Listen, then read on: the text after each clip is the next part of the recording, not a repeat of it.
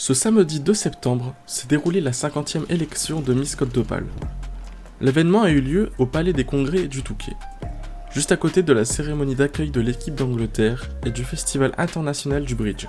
17 concurrentes se sont disputées le titre de Miss Côte d'Opale durant la soirée, le tout animé par Klaus Pasbeck. Mais avant tout, pourquoi la Côte d'Opale ? La Côte d'Opale, eh bien, ça fait toujours rêver la Côte d'Opale et j'ai le plaisir de la promouvoir depuis 1973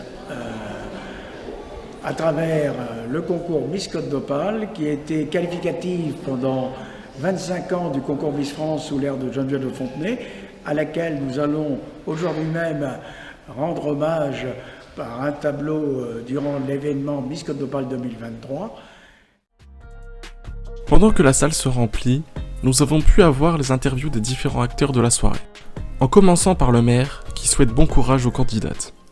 Bon courage, bonne chance à l'ensemble des candidates, elles sont toutes très belles et toutes formidables. Il faudra en choisir évidemment une ce soir, mais quoi qu'il arrive, toutes celles qui sont là ont beaucoup de chance, beaucoup de talent. On les encourage et puis on sera très heureux lors des manifestations importantes du Touquet d'avoir à nos côtés la future Miss. Et c'est ainsi que la soirée a alors commencé.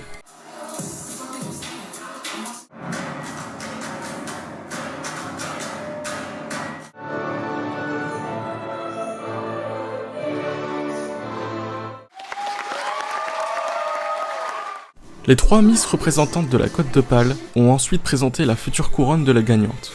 Nous avons pu les avoir en interview. Tout d'abord, Jade Vautrin sur ses clés de réussite. Oui, c'est ça. Après, c'est tout dans la tête. C'est vraiment le mindset qui compte. C'est si vous y croyez, vous y arriverez. Et puis, il faut se donner les moyens. Et puis, c'est beaucoup de visualisation, voir là où vous voulez aller. Et c'est comme ça que votre cerveau permute et se dit je vais y arriver et je vais aller jusque-là. Puis Fanny Richir sur les valeurs des Hauts-de-France. Je voudrais vous montrer qu'on est beaucoup dans le partage ici, que c'est hyper important d'être soudés tous ensemble.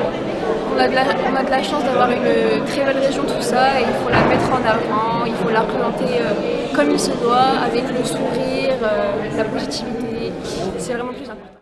Et enfin Marion Leroy sur la confiance en soi des Miss.